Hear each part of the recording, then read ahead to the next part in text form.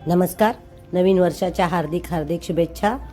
आज आपण बनवूया उरलेल्या भात आणि वरणापासून काहीतरी. म्हणजे झालं असं की काल आम्ही डाळ भात बनवली होती. पाहुणे आले होते बरेच, आणि पाहुणे गेल्यानंतर आज सकाळी मला इतका कंटाळा आला की आज काय करायचं जेवायला. कारण 25 तारखेपासून रोज कोणी ना कोणी पाहुणे आहेत किंवा काही ना काही बनवणंच चालू आहे. तर माणूस आहे शेवटी, कंटाळा येतो. मग मी म्हटलं वरण भात पण खूप उरला आणि खायला पण तो कंटाळा आला होता.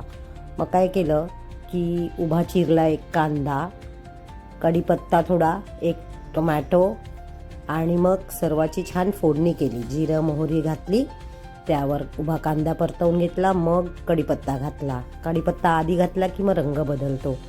आणि सर्व छान परतून झाल्यावर त्यावर मी घातला टोमॅटो, आणि ते परतत असताना मीठही घालून घेतलं. आणि आता घातलं इथे आलं लसूणची पेस्ट. त्यानंतर आपल्याकडे जे वरण उरलं होतं तेही घालून घेतलं.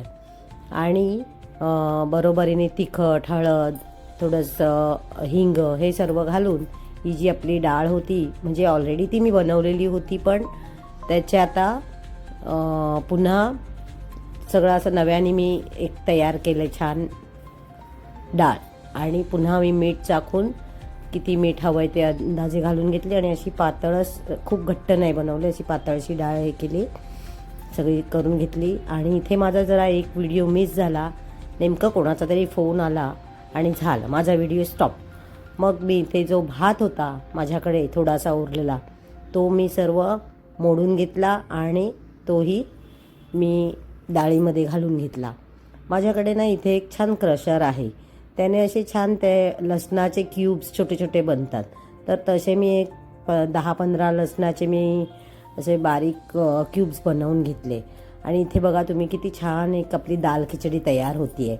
तर इथे मी आता एका भांड्यामध्ये बटर घालून घेते आहे, आणि यामध्ये तो लसूण सगळा छान खरपूस करून घेणार आहे.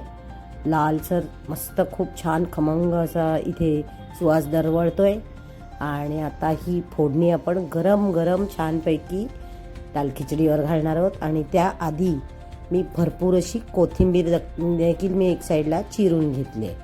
तर दिसायलाही सुंदर दिसतं, खायलाही छान लागतं.